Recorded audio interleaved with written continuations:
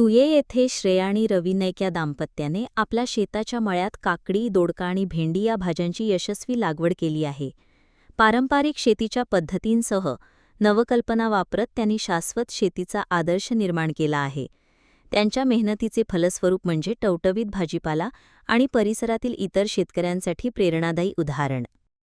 हे ऍक्च्युली पहिलीपासून आमच्या पहिले आई करची पण आता ऑलरेडी हांगा येयले आनी हांगासरू कंटिन्यू पण रवीनू म्हणटा तशी सपोर्ट कहो म्हणटा तो एकामेकाचो तो हांव म्हणल्यार कंटिन्यू चालू दवरलो तसोच. अवनू कितें घातलें शेतान? तेजेन पेक्षा एक्स्ट्रा जाले. हय कितें कितें आसा आतां सध्या? वाली, दोडगी पण एक्स्ट्रा सगळें उनूच केलें. तशेंच तवशी, ओके, दोडगी सगळें फूल.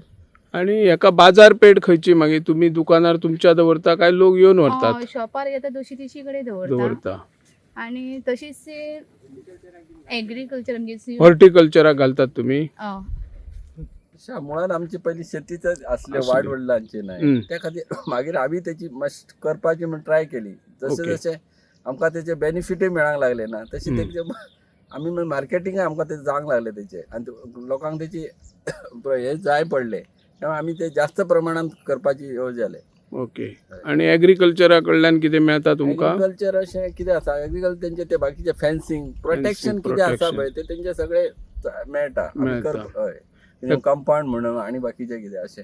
अवनू आता जे तुम्ही वेगवेगळे हे केला पळय भाजीपालाची हे तेंका अवनू आहा बरे जातले व्यवसाय काय खंय? बरें पावसाचो काय परिणाम? पावसाचो तसो पण एक सारको कंटिन्यू लागला तर तेका फ्रुटींग मातशें कमी येता. ओके, बाकी ते हे बरें आसा. बाकी अवनू कितें कितें घातल्यात शेतान? भेंडे घातल्या, वाली, दोडगी, काकडी, करेला अशें. आता आम्ही झेंडू फुलाय लायतले. मागीर ती दिवाळेक बी लावपाचे हे जाले सीजन. रवी नाईक, श्रेया नाईक हे दाम्पत्य आज आम्हाला या तुये परिसरात शेती करताना सातत्याने नजरेस पडत आहेत. आणि याला बाजारपेठ काही दुकानामध्ये, काही हॉर्टिकल्चरमध्ये जो माल उत्पन्न आहे ते घातलं जातं विक्रीसाठी, तर ग्राहकही स्वतः शेतात येऊन किंवा त्यांच्या निवासस्थानी येऊन ही फळे भाजी घेऊन जातात. हे चित्र आपल्याला पेडणे तालुक्यात दिसत आहे.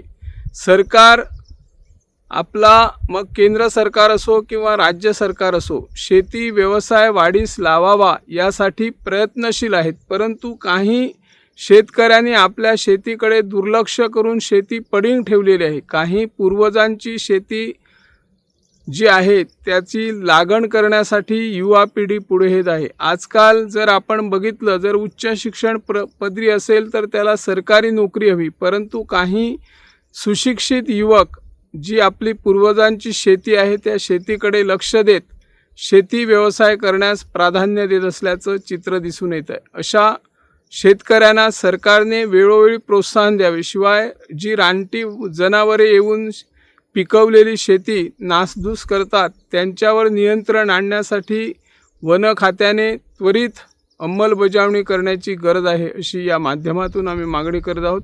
मी निवृत्ती शिरोडकर, इन गोवा 24 ताससाठी.